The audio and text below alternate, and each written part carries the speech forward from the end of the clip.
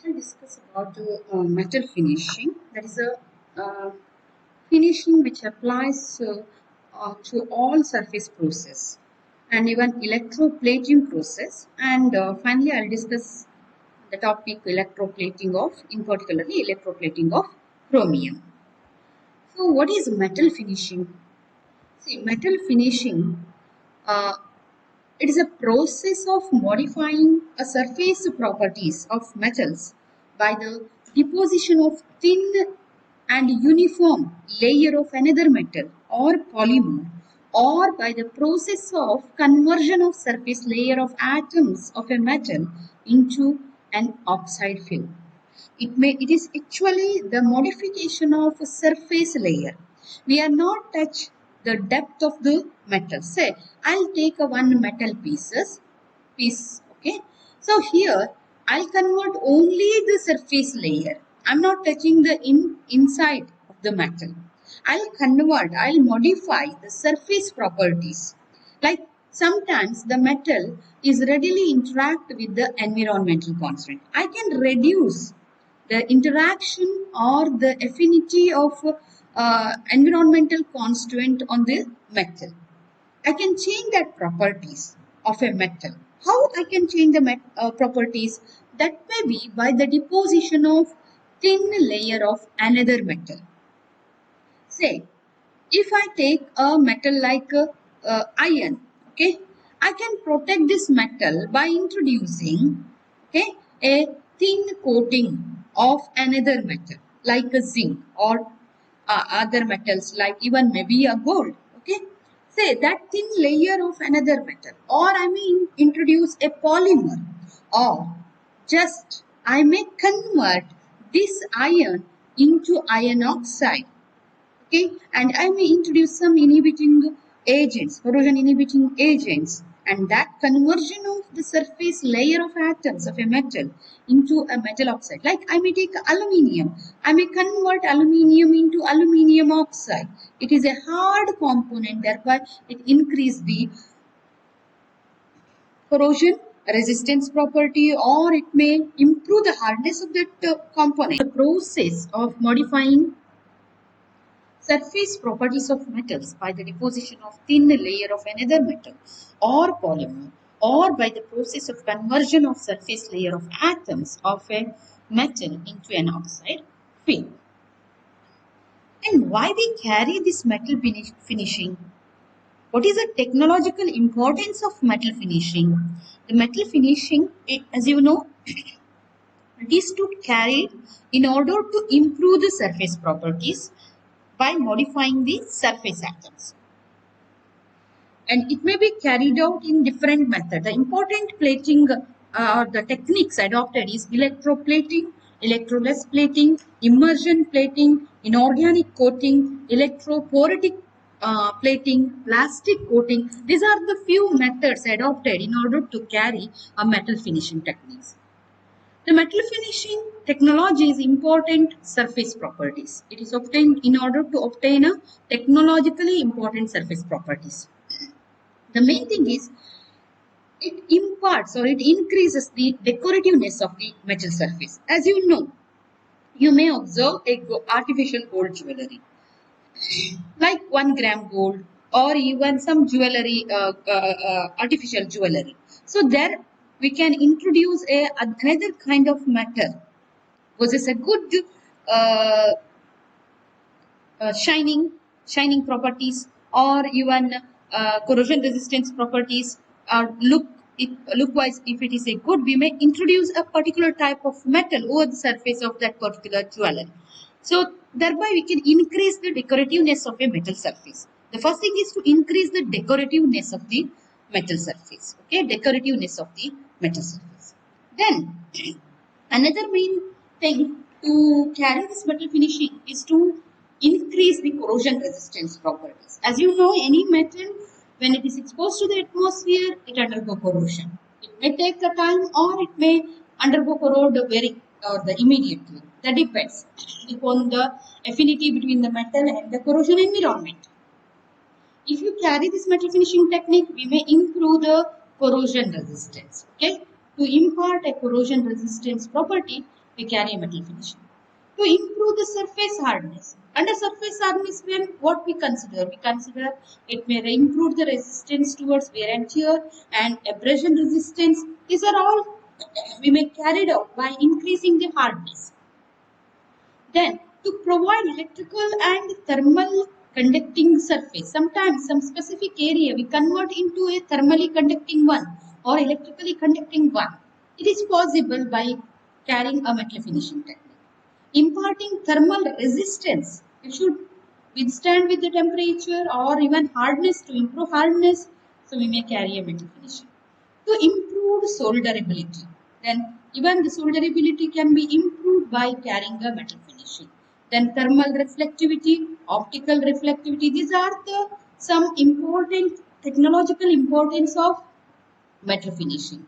Like electroforming of articles, radio, radar, aircraft, in that we carry a metal finishing techniques. In the manufacture, main thing is in the manufacture of electrical and electronic components. Like if you want to hold a more number of component in a small space, so we introduce a technique called electroless plating, or we may use a PCB, that is a printed circuit boards. PCB is a printed circuit boards where we introduce a large number of small components in a one board, called it as a breadboard, okay, printed circuit board. In the manufacture of printed circuit board, it plays a very important role. Okay, so these are some technological importance of metal finishing. Now, I can consider how we carry the metal finishing process. There are different methods we adopt to carry a metal finishing. I will discuss one or two. Particularly, I'll discuss about electroplating. What is electroplating? It is just like a electrolysis process. Okay, electroplating is an electrolysis process. But during that electrolysis process, there is possible to deposit a thin and uniform layer of suitable metal over the surface of base metal. And that process itself, what we considered is electroplating. Okay, electroplating, the process of deposition of thin and uniform layer. That's both are very important. We should introduce a very thin layer and it should be uniform. Okay, thin and uniform layer of a suitable metal over the surface of base metal by electrolysis. Example. In the case of electroplating of, particularly I'll take electroplating of copper. In the electroplating of copper, the coating metal copper act as a anode. So coating metal copper act as anode. Okay. Then the article to be coated act as a cathode. That is a base metal is a cathode. Here base metal what we taken is a cathode in an electrolytic cell containing copper sulfate as an electrolyte. So electrolyte what we used is an active electrolyte, copper sulfate, and active anode is used. Okay, you know the anode, cathode and electrolyte. These are the basic things required to carry a electroplating process. So I'll take a metal in a one chamber. Okay, the DC power. Okay. This is anode. Anode is a copper, and this is a cathode, which is base metal. And here I'll take copper sulfate. Okay. And what is the reaction take place when in current is passed? The electrolyte ionizes. Copper sulfate ionizes to form cupric ion, positive, and the negative is a sulfate ion. Okay, on passing the current, when you pass the current, this cupric ion so migrate towards cathode. It migrate towards cathode. So here the electrons are generated or it migrates towards cathode through an external circuit and get deposited as a metallic copper. So at cathode, Cu2 plus ion takes 2 moles of electron and get deposited as a metallic copper. At the same time, the anode reaction, that is a Cu, can dissolve and ionizes forming Cu2 plus 2 number of electron. It is dissolved at the same time. When the Cu2 plus get deposited at cathode, at the same time anode reaction is a deposition of anode reaction is a dissolution of a metal ion. At anode, copper enter into the solution as a cupric ion. So thus, in this case, there is a continuous formation of electrolyte during electrolysis is observed. So that the concentration of cupric ion in the solution may increase. To minimize this cupric ion, usually along with the copper sulfate electrolyte, you may introduce a component called sulfuric acid. So it minimizes the or it suppresses the dissociation of cupric sulfate. As a result, the amount of cupric ion in the vicinity of the cathode decreases, so thin and uniform coating is possible. This is due to the common ion effect in the copper sulfate. Along with that, if you introduce the sulfuric acid, so it suppresses the dissociation of copper sulfate. As a result, a thin and uniform coating is possible. This is one example for the electroplating process. Now I shall discuss in particularly the electroplating of chromium, how we carry electroplating of chromium. So this chromium we use advantages like depending upon the thickness, we can take it as a hard chromium or a soft chromium, even a black chromium we may call. I'll discuss that. But in electroplating of chromium, usually we'll consider electroplating of chromium in two ways or in two categories. The one is for decorative purpose. The other method adopted is to produce a hard chromium. Okay. The mainly difference what we observed between decorative chromium and a hard chromium is the thickness. Say if you develop a very thin deposit of chromium, which is usually applied over either a copper nickel or a nickel undercoat, a thickness of about 0.25 to 0.75 micrometer, then it is called as a decorative chromium. If want to develop a thickness of about 2.5 to 300 microns, then the deposition of thick coating of chromium usually directly over the base metal or a substrate, then it is called as a hard chromium. Okay. So decorative chromium and hard chromium usually we observed under electroplating of chromium. A thin deposition of chromium applied over either, this is very important, usually while carrying a decorative chromium, it is a very thin coating, that's why we carry over the surface of copper nickel or nickel undercoat. Okay, a thickness developed by this technique is around 0.25 to 0.75 micrometer. And what is the bath composition we took to carry this process? We'll take 250 gram of chromic acid. 250 gram of chromic acid plus 2.5 gram of sulfuric acid. That means we'll take 100:1 per liter of the solution. Chromic acid to sulfuric acid ratio should be 100:1. 250 gram of chromic acid with along with 2.5 gram of sulfuric acid. 100:1 per liter of the solution is taken. Then anode is made up of insoluble anodes. The insoluble anodes like lead with the lead or lead with 6% antimony, lead with 7% tin are coated with the lead dioxide. An anode what we use usually contains a lead component. It may be a mixture of lead with 6% antimony or lead with 7% tin. Along with this, a lead dioxide is coated. The cathode, in the case of decorative chromium, nickel pre-coated article is used. Like maybe iron, which is coated over on the surface of iron, nickel is coated. Over that, the chromium coating is observed.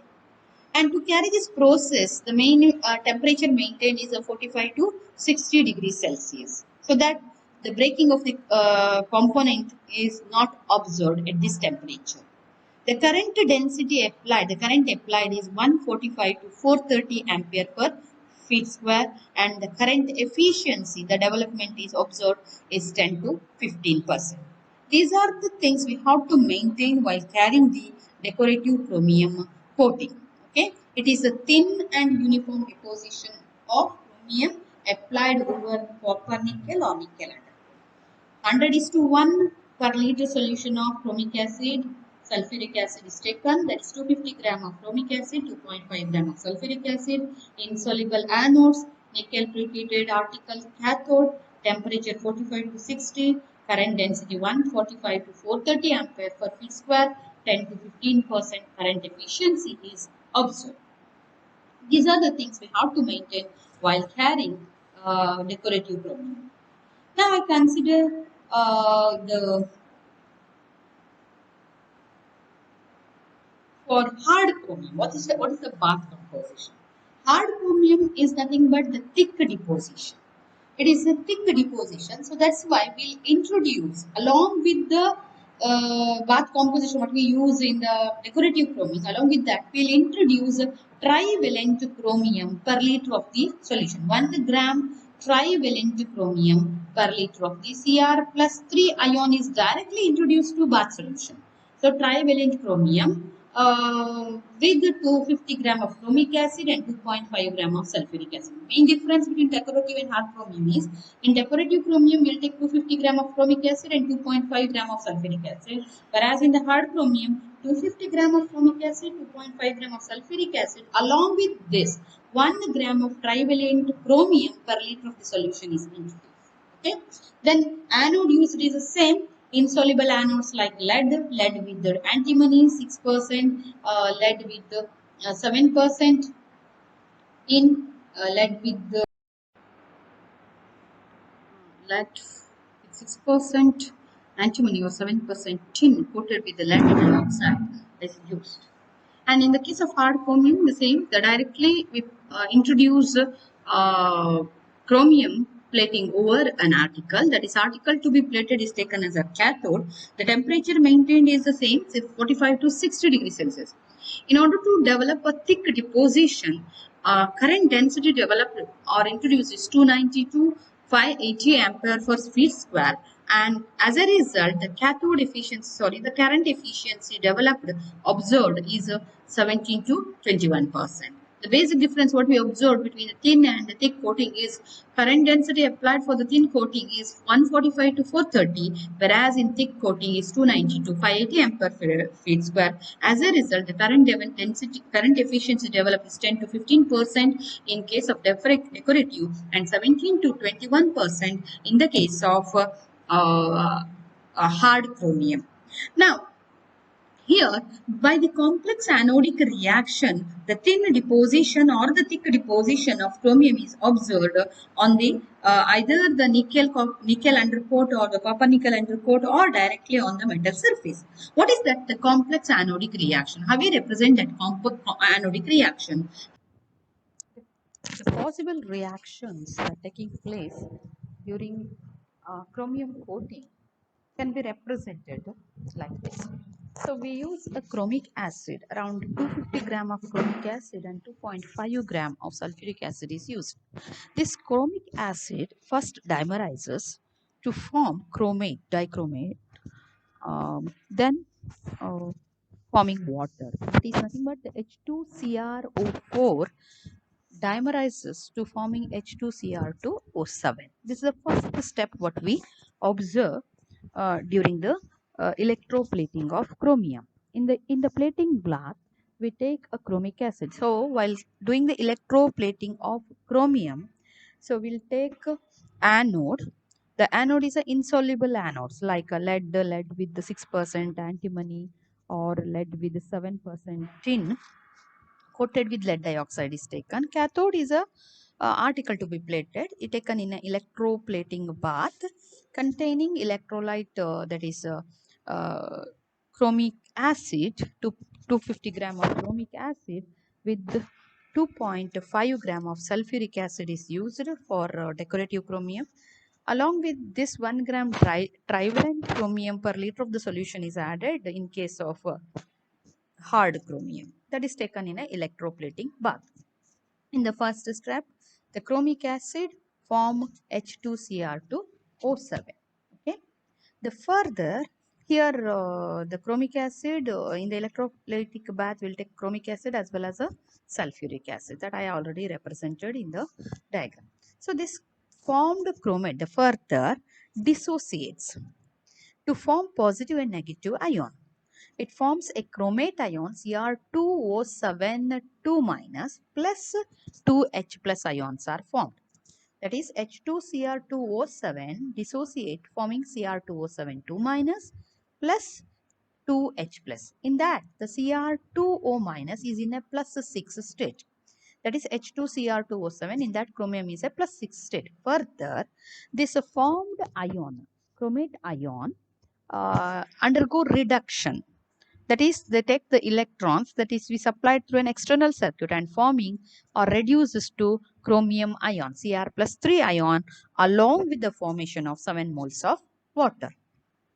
To balance this 14 moles of H plus ion, what the sulfuric acid is added that help for the reduction process. That is Cr2O7 2 minus in the presence of H plus takes electron forming Cr3 plus plus 7H2O. That is plus 6 state reduced to plus 3 state.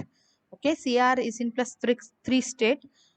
Now it takes 3 moles of electron and get deposited as an elemental chromium. Okay, here it deposited as an elemental chromium that is observed over the surface of cathode. A thin deposition of chromium is observed. Okay, see, this all take place by the complex anodic reaction. So the anodic reaction, what we considered is a complex anodic reaction and get deposited as a chromium ion. Here we use a insoluble anode instead of using a soluble anode. Here in all chromium plating, inert anodes or insoluble anodes are used. It is mainly to minimize the difference between the anode and cathode efficiency. Here, when you supply electric current, the dissolution of anode is observed 100%. At the same time, there should be a deposition of metal. So here, the dissolution rate, what we observed, anode dissolution or anode efficiency is 100%, whereas the cathode deposition is observed only 20%. As a result, it should be a simultaneous redox reaction. So the dissolution rate almost equal to deposition. But here, what we observed is a large difference, variation in the deposition and dissolution or the cathode to anode efficiency. So they're resulting in the imbalance in the bath composition or chromium 3 to chromium 6 ratio or chromic acid to sulfuric acid ratio. So as a result, the ion concentration, chromium ion concentration in the electroplating bath increases. Okay. Now, why we use sulfuric acid? The sulfuric acid helps to reduce Cr plus 6 state to Cr plus 3 ion state. That means sulfate act as a catalyst. Here, the sulfate act as a catalyst, thereby converting a complex or converting Cr plus 6 ions to Cr plus 3 ion by the complex anodic reaction and is coated as a elemental chromium on the cathode surface. For good deposition, the chromium ion concentration should be low. But all Cr plus 6 is converted to Cr plus 3. So as a result, the chromium ion concentration increases. Again, we have to minimize the concentration of chromium by using insoluble anode coated with lead dioxide. When we coat with the lead dioxide, it converts Cr plus 3 ion to oxidize the Cr plus 3 ion to Cr plus 6 ion. So, even though the large amount of Cr plus 3 ions are formed, it will convert further, it will convert it to Cr plus 6 ion. As a result, the concentration of Cr plus 3 ion in the electroplating bath solution minimize. As a result, we can able to get a good deposition. For thus, maintaining a low Cr 3 plus ion concentration is required for good deposition. So we can discuss like this. So here the chromium plating, inert anodes are used due to large difference between anode and cathode efficiency. This leads to imbalance of bath composition with respect to Cr plus 3 to Cr plus 6 ratio and chromic acid to sulfuric acid ratio. Sulfate act as a catalyst. In the presence of sulfate, Cr plus 6 usually converted to Cr plus 3 by complex anodic reaction and is coated as an elemental chromium on the cathode surface. For any good deposition, Cr plus 3 ion concentration should be low and it should be controlled by insoluble anodes coated with lead dioxide, which oxidizes formed +3 to +6. As a result, low concentration is formed and thin and uniform deposition is possible in both the case of hard chromium or a decorative chromium. Now we consider the application of this chromium plating. The main applications for thin coating is a decorative, or the name itself indicates the decorative chromium. The decorative chromium provides a durable finish, and it is mainly applied for automobiles, aircraft, furniture, for surgical instruments and dental instruments. And the hard chromium, it is applied to many components in almost every industry, like in the case of production of cutting tools, piston rings, cylinder liner, etc. And one more kind of chromium, what we called it as a black chromium. How we get the black chromium? The black chromium we can get instead of using insoluble anode if you use an active anode. Okay, chromium anode, if you use it forms a large amount of chromium plus 3 ions. When they get deposited, a black color deposition is observed. It is also useful in optical instruments, machine tools, electronic parts, coating of solar energy collector, etc. So three types of chromium we can produce: decorative, hard chromium and black chromium by electroplating process.